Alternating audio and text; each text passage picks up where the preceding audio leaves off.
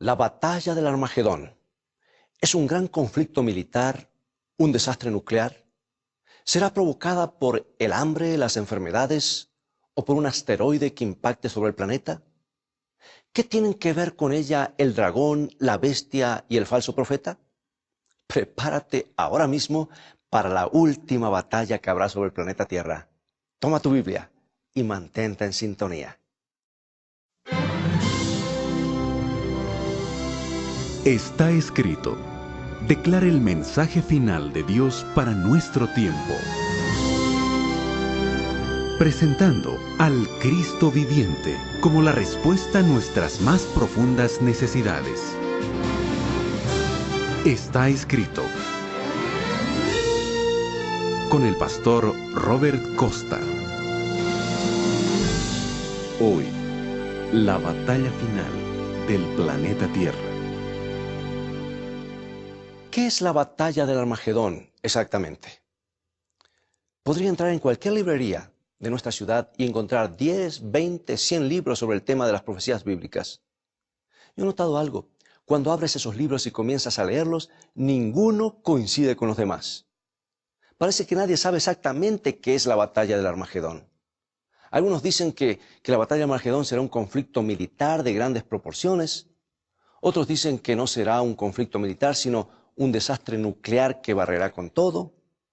Otros dicen que no va a haber ninguna guerra, sino que se trata del hambre. Otros dicen no será el hambre, serán las pestes, una de esas nuevas enfermedades que aparecen con frecuencia. Y hay otros que no están de acuerdo con ninguno de ellos y dicen que el Armagedón será un asteroide o un cometa que impactará sobre la superficie de la Tierra, terminando con todos nosotros.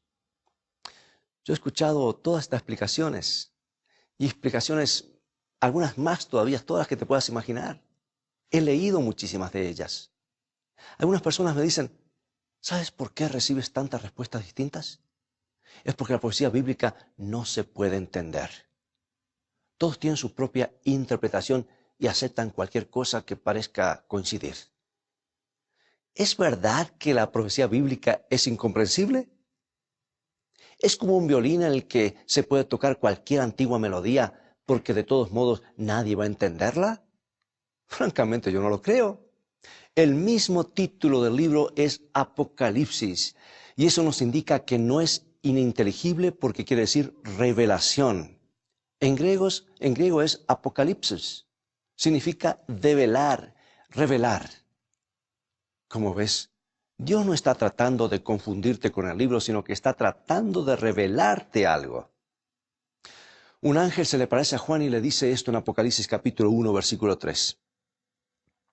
Bienaventurado el que lee y los que oyen las palabras de esta profecía y guardan las cosas en ellas escritas, porque el tiempo está cerca. Dios dice, escúchame, si lees el libro Apocalipsis y guardas las palabras de este libro, voy a bendecirte. Se espera que lo entendamos. Por eso al final del libro, el ángel regresa a Juan y le dice lo que está al final mismo del libro Apocalipsis 22:10. Y me dijo, no selles las palabras de la profecía de este libro, porque el tiempo está cerca. Eso me dice que no es un libro cerrado o sellado o clausurado para siempre. Entonces, el gran interrogante es, ¿qué dice este libro sobre la batalla del Armagedón? Y vamos a ver en Apocalipsis capítulo 16, versículos 12 y 13, lo que nos dice la palabra de Dios claramente. El sexto ángel derramó su copa sobre el gran río Éufrates, y el agua de éste se secó para que estuviese preparado el camino a los reyes del oriente. Y vi salir de la boca del dragón y de la boca de la bestia y de la boca del falso profeta 3 espíritus inmundos a manera de ranas. Hagamos una pausa en este punto para destacar algo. La Biblia predice que en los últimos días habrá una falsa trinidad. Habrá 3 engaños espirituales universales que mantendrán al mundo bajo su poder. Ahora continuemos. Apocalipsis 16, 14 y 15. Pues son espíritus de demonios que hacen señales y van a los reyes de la tierra en todo el mundo para reunirlos a la batalla de aquel gran día del Dios Todopoderoso. He aquí yo vengo como ladrón. Bueno, detengámonos una vez más. Esta expresión ocurre unas pocas veces en la Biblia y siempre es en referencia a la segunda venida de Jesús. Regresemos a Apocalipsis 16, 15 y 16 en este momento. He aquí yo vengo como ladrón, bienaventurado el que vela y guarda sus ropas para que no ande desnudo y vean su vergüenza. Y los reunió en un lugar que en hebreo se llama Armagedón. ¿Qué significa todo esto? Bien, déjame darte la llave que abre el libro de Apocalipsis de una forma como nunca lo has visto. 2/3 partes del lenguaje de Apocalipsis aproximadamente están tomadas o citadas directamente de otras partes de la Biblia. Cuando encuentras algo que no entiendes, es muy posible que buscando en el resto de la Biblia se encuentre la aclaración. Eso se aplica especialmente al libro de Daniel. Y si hay algo que no entiendes en el libro de Apocalipsis, entonces ve al libro de Daniel y es muy probable que lo explique. Lo contrario también es cierto. Si ves algo en Daniel que no entiendes, es muy posible que la explicación esté en Apocalipsis. Como ves, el estudio de la Biblia exige un poco de trabajo. Y para entender realmente lo que lees, tienes que ponerlo dentro del contexto de la Biblia entera.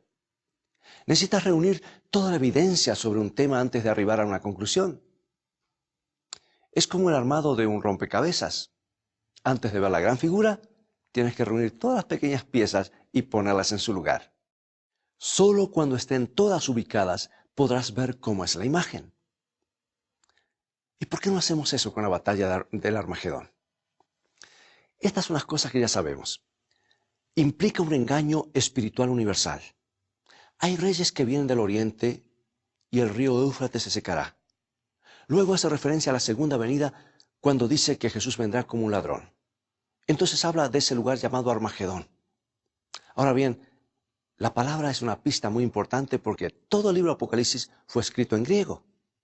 Pero Juan utiliza el hebreo en una sola palabra y dice que Dios reúne a todo el mundo en ese lugar que se llama Armagedón. ¿Y qué significa esa palabra exactamente? Bien, en realidad se trata de dos palabras, Har, Megidón, y significa la montaña de Megiddo. Y Megiddo es un pequeño valle que se encuentra en Palestina. Tiene unos 30 kilómetros de punta a punta, un lugar muy pequeño. En la antigüedad era el cruce de caminos y de allí se podía tomar el camino hacia el norte, hacia Europa, del norte hacia Europa, o del este hacia Persia, o del sur hacia África. Todos los caminos del mundo antiguo se juntaban en ese valle y por esa razón todos los ejércitos del mundo antiguo se confrontaban en el valle de Megiddo. En ese lugar se han librado más batallas que en cualquier otro espacio en todo el planeta. Fue en ese valle que Débora y Barak vencieron a los ejércitos de Sísara. Fue en ese valle que Josué, al frente del pueblo de Israel, venció a los reyes de Canaán. No solo fue el escenario de conflictos militares, sino también conflictos espirituales, y escucha bien. Fue en este mismo valle, en el lado oriental, en un lugar llamado Endor, que el rey Saúl consultó a una medium espiritista para recibir consejos y perdió todo lo que tenía. Y fue también junto a este valle donde Elías confrontó a los sacerdotes de Baal en el monte Carmelo. Se han librado muchas batallas en Megiddo, tantas batallas literales como batallas espirituales. Entonces la pregunta es, ¿por qué Dios menciona este valle en la profecía de Armagedón? ¿Qué es lo que está tratando de decirnos? Para obtener la respuesta, quiero invitarte a viajar con la imaginación a la ciudad de Babilonia 2500 años atrás, cuando era el centro del mundo antiguo. Y mientras estamos parados fuera de esa maravillosa ciudad, escuchamos voces y sonidos típicos de una fiesta, una orgía alcohólica que proviene del interior. En la ciudad de Babilonia se está desarrollando una fiesta, pero lo más extraño es que fuera de la ciudad ya hay un ejército en pie de guerra y nadie parece saberlo en el interior, lo que nos proporciona una clave importante para entender la batalla de Armagedón. Así es como la Biblia lo relata en Daniel 5, 1 y 2. el rey Belsasar hizo un gran banquete a 1000 de sus príncipes, y en presencia de los 1000 bebía vino.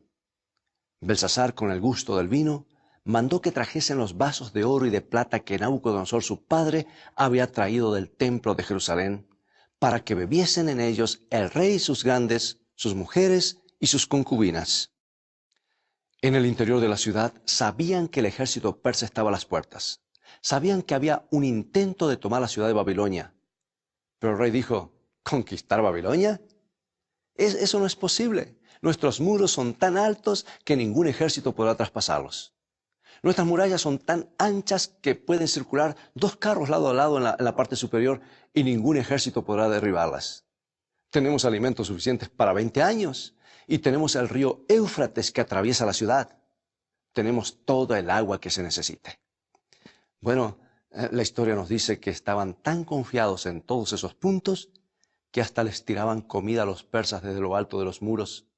Estaban tan confiados en sí mismos, aunque los ejércitos del oriente estaban a las puertas de la ciudad. La Biblia nos dice que mientras estaban en el banquete, de pronto aparecieron los dedos de una mano en medio del aire y con letras de fuego escribieron 4 palabras sobre la pared. Mene, mene, tekel, uparsin. De golpe, la fiesta se interrumpió por completo. Las rodillas del rey comenzaron a golpearse una contra la otra. Llamó a los sabios del reino. ¿Qué significa esa escritura en la pared? Les preguntó. Quiero saber qué significa. Ninguno de los sabios pudo interpretarla. Pero la reina recordó, hay alguien que solía interpretar ese tipo de cosas. Se llama Daniel. Entonces enviaron a buscar a Daniel, quien vino y leyó la escritura para el rey. El rey le dijo, en la pared dice, contó Dios tu reino y le ha puesto fin. Pesado has sido en balanza y fuiste hallado falto. Tu reino ha sido roto y dado a los medos y los persas. Belsasar confiaba en que nada iba a sucederle. Estaba tan confiado que había tomado los vasos sagrados del templo de Jerusalén y los estaba usando en esa fiesta blasfema. Pero en ese momento comprendió que Dios era real. Ciro, el general persa, sabía que las murallas eran demasiado altas y anchas como para intentar algo, pero se preguntó si no podría pasar por debajo de ellas. Entonces fue río arriba y cavó 180 canales a ambos lados del río Éufrates. Y cuando el agua comenzó a disminuir su caudal, se generó bajo los muros un virtual camino de ingreso a la ciudad. Y el único obstáculo que aún quedaba era una serie de compuertas que bloqueaban el paso. Pero esa noche, como todo el mundo estaba bebiendo en la orgía, olvidaron cerrar las compuertas y Ciro tomó la ciudad. Ahora bien, esto es sensacional. En el libro de Isaías, más de 100 años antes del nacimiento de Ciro, la Biblia decía que eso iba a suceder. Isaías capítulo 44, versículo 27. Que dice a las profundidades, secaos, y tus ríos haré secar. Que dice de Ciro, aquí está. Esto es sorprendente. Dios llamó a Ciro por su nombre 100 años antes que naciera. Capítulo 44, versículo 28 en adelante. Que dice de Ciro, este es mi pastor y cumplirá todo lo que yo quiero. Al decir a Jerusalén, serás edificada y al templo serás fundado. Así dice Jehová a su ungido, a Ciro, al cual tomé yo por su mano derecha para sujetar naciones delante de él y desatar lomos de reyes, para abrir delante de él puertas y las puertas no se cerrarán. Había sido profetizado en detalle más de 100 años antes que Ciro naciera. Ahora, amigo y amiga, analicemos un poquito esta historia porque es la clave para entender la batalla de Armagedón.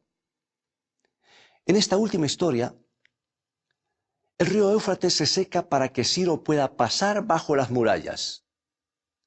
En esta historia, los reyes de Oriente avanzaron sobre la ciudad. Y en la Biblia se llama Ciro el ungido de Dios. La palabra que se usa en hebreo es Mesías. Y después de la caída de Babilonia, los persas permiten que Israel regrese a la tierra prometida. El pueblo de Dios vuelve al hogar. Y esto es importante para entender tanto la batalla del Armagedón como la segunda venida de Cristo. Leamos la profecía una vez más. Apocalipsis 16, versículo 12. El sexto ángel derramó su copa sobre el gran río Éufrates, y el agua de éste se secó para que estuviese preparado el camino a los reyes del oriente. Cuando Juan escribió esta profecía, se retrajo a 1500 años antes de su época, a la caída de Babilonia. Nos decía, si quieres entender algo acerca de la aparición de Cristo, ve atrás en el tiempo y contempla la caída de Babilonia.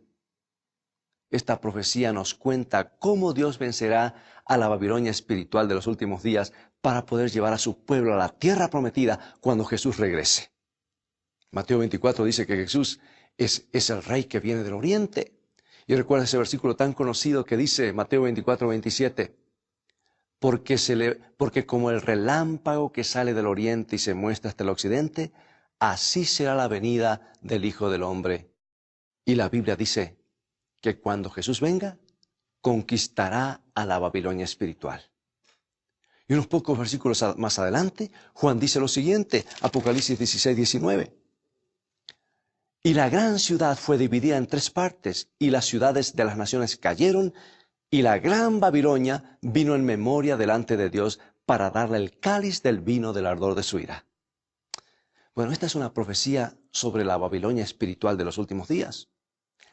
La batalla del Armagedón es primariamente un conflicto espiritual. Juan nos está diciendo, vayan y busquen en la historia.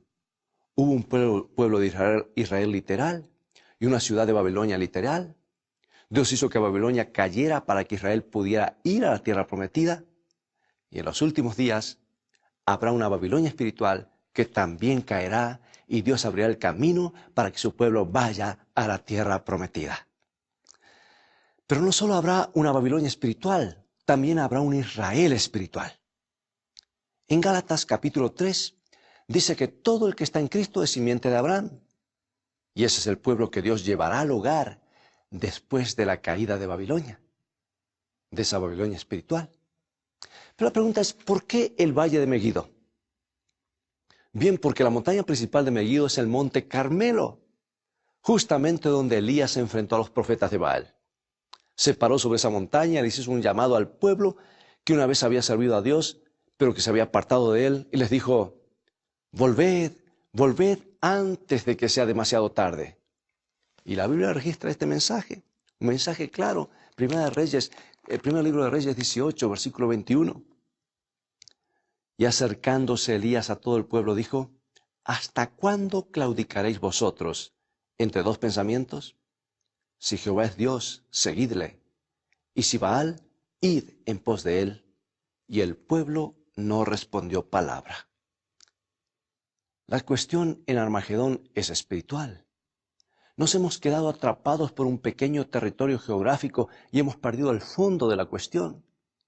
El conflicto no es un conflicto militar, es una contienda espiritual global. La Biblia dice que Dios llamará a toda la raza humana al monte de Meguido.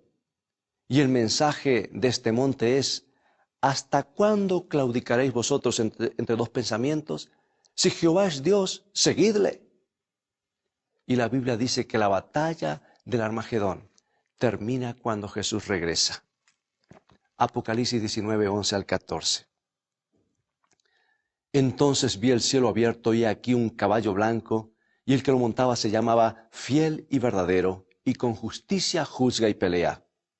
Sus ojos eran como llama de fuego, y había en su cabeza muchas diademas, y tenía un nombre escrito que ninguno conocía, sino él mismo. Estaba vestido de una ropa teñida en sangre, y su nombre es el Verbo de Dios. Y los ejércitos celestiales, vestidos de lino finísimo, blanco y limpio, les seguían en caballos blancos. Dios reúne a todo el mundo en la montaña de la decisión y dice, ¿hasta cuándo vas a estar detenido? Ya casi se termina el tiempo. Jesús está regresando. ¿Por qué no eliges el reino de los cielos? ¿Por qué no eliges a un Dios que te ha amado tanto que dio su vida por ti? Un reportero estaba en la ciudad de Chicago alojándose en el piso 18 de un hotel.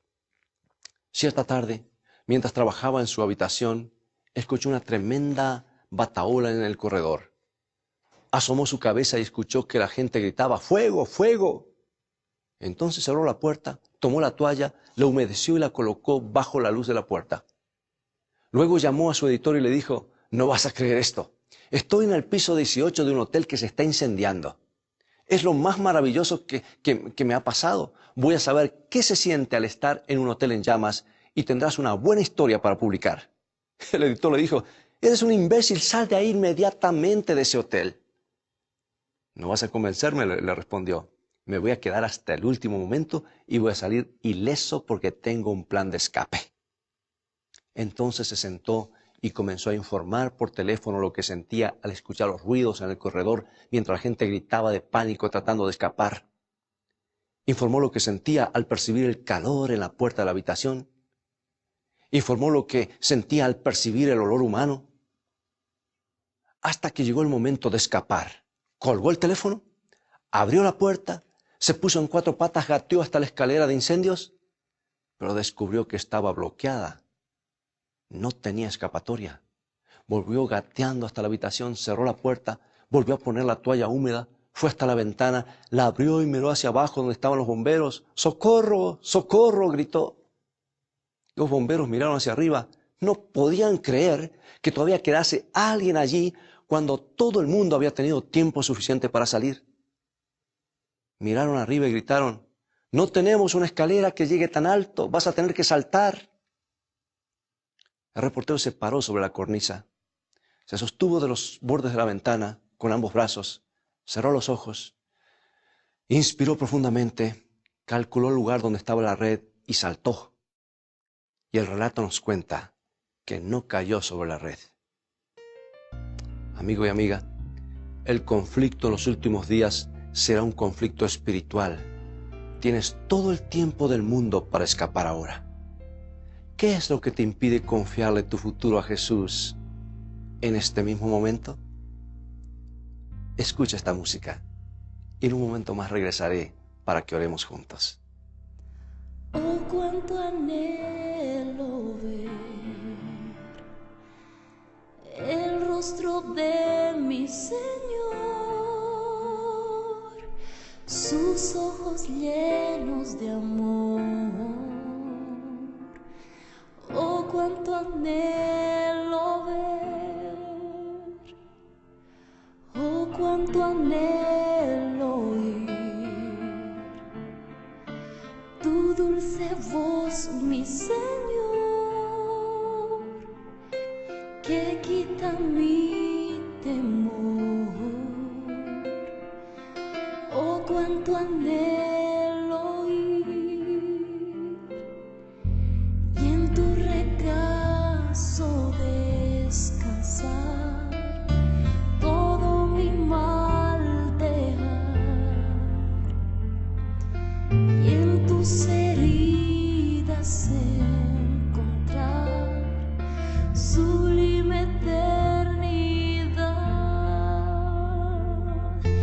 y en tu regazo descansar, todo mi mal dejar y en tus heridas encontrar sublime eternidad. Quiero sentir, Señor, tus manos alrededor de mi dolido corazón. Quiero sentir, Señor, quiero vivir, Señor, y contemplar tu esplendor, tu gloria y humildad.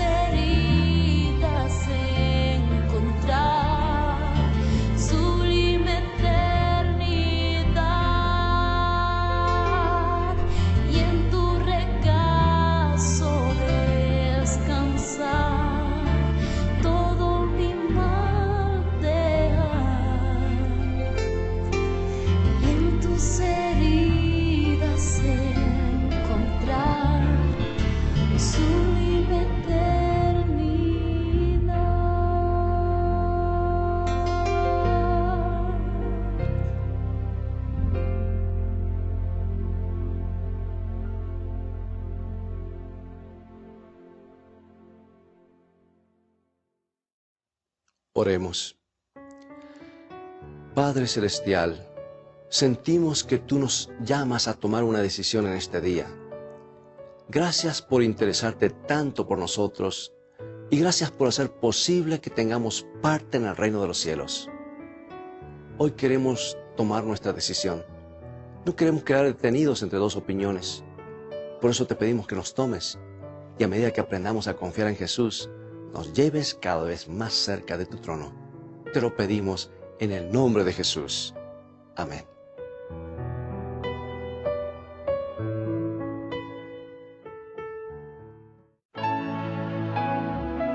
La palabra de Dios nos trae rayos de luz y esperanza. Por eso millones de personas encuentran en sus páginas cada día una guía segura para el camino de la vida.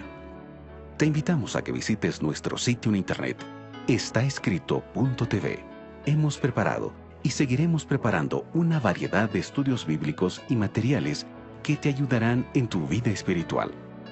Además podrás volver a ver el programa de hoy y los devocionales diarios, Una mejor manera de vivir. Visítanos en la dirección electrónica estaescrito.tv y recuerda, tú vales mucho para Jesús. Él te ama más de lo que puedas imaginar.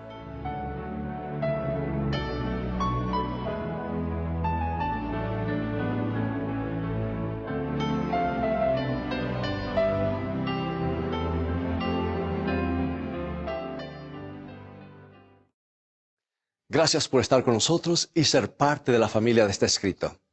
Te invito a continuar estudiando los mensajes de esperanza de la Biblia.